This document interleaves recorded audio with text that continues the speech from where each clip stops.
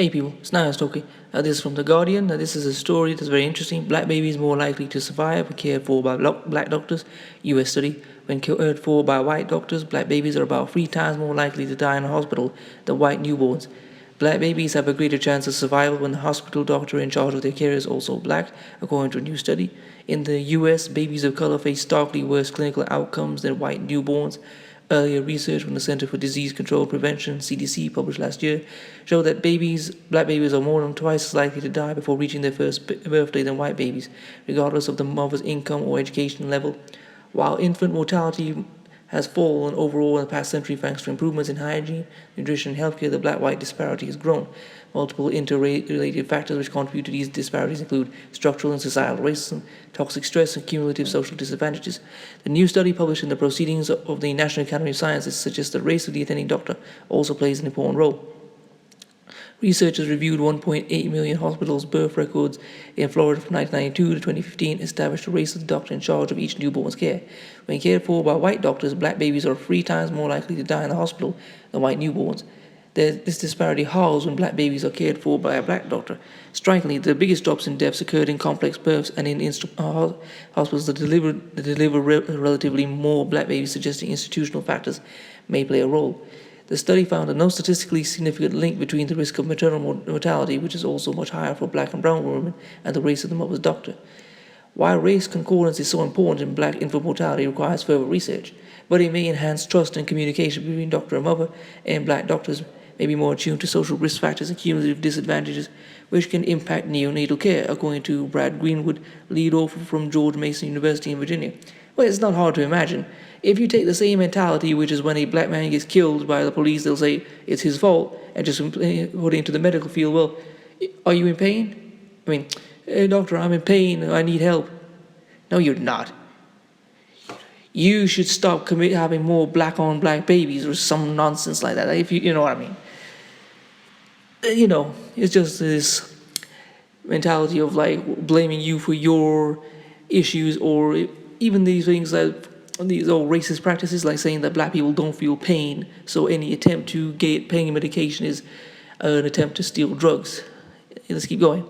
Unconscious racism among white doctors towards black women and their babies may also be at play. For white newborns, the race of their doctor makes little difference to their chances of survival. Despite the stark findings, black women seeking a black doctor to minimize the risk of their babies will struggle as the medical workforce remains disproportionately white. Only 5% of doctors are black, according to the Association of American Medical Colleges. While infant mortality rates have fallen overall across the U.S., the black-white disparity is still present. In 2000, and this is another thing I just want to go back to, they keep talking about affirmative action and how bad it is.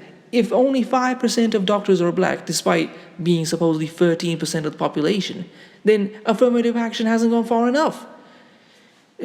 But that doesn't. But nobody wants to talk about that, have they? While infant mortality rates have fallen overall across the U.S., the black-white disparity is still present. In 2000, an average of 2.5 black infants died for every 1 white infant. Diversity. The research underlines the urgent need for more diversity in the medical workforce, according to Greenwood. Inasmuch as research suggests stereotyping and implicit bias contribute to racial disparities in health outcomes, the work also highlights the need for hospitals and other care organizations to invest in efforts to reduce such biases and explore the connections to institutional racism, he added. The findings mirror clinical outcomes seen by Dr. Arthur James, retired obstetrician, gynecologist, and former head of the Ohio State University Kirwan Institute for the Study of Race and Ethnicity. James was part of a group of black hospital obstetricians contracted to care for poor, uninsured patients in eastern Michigan, where in 1980, black babies were 5 times more likely to die than the rate of white babies. By the mid to late 90s, the racial disparity had fallen to 1.4, despite a greater proportion of challenging births. James said, as black physicians, we attend the same churches, barbershops, beauty salons, our children attend the same schools. This sense of community cultivates an entirely different level of relationship and accountability. The feeling that your provider genuinely cared for you is important, and in my opinion, is more easily realized when racial concordance and genuine relationship is present. Kudos to the author for raising an important and often overlooked potential contributor to improve birth outcomes, added James. Overall, the US ranks 30th among the 33 OECD countries for infant mortality, with only Mexico, Turkey, and Chile doing worse. A CDC report published last year found that over 22,000 American babies died before their first birthday in 2017. Black babies died at a rate of 10.97 per Asian births, more than twice the rate for white, Asian, or Latin newborns. Well, what I would say is if you're a youngster and you're doing science, you should seriously look up trying to become a medical doctor. And if you are having a child, you should look up trying to get the assistance of a doula and perhaps have it a home birth, because these hospitals are just death factories for black people. Honestly, I don't know why people are still trying to go to them. I mean, it seems it's more safer to just not go, is considering how badly they treat their black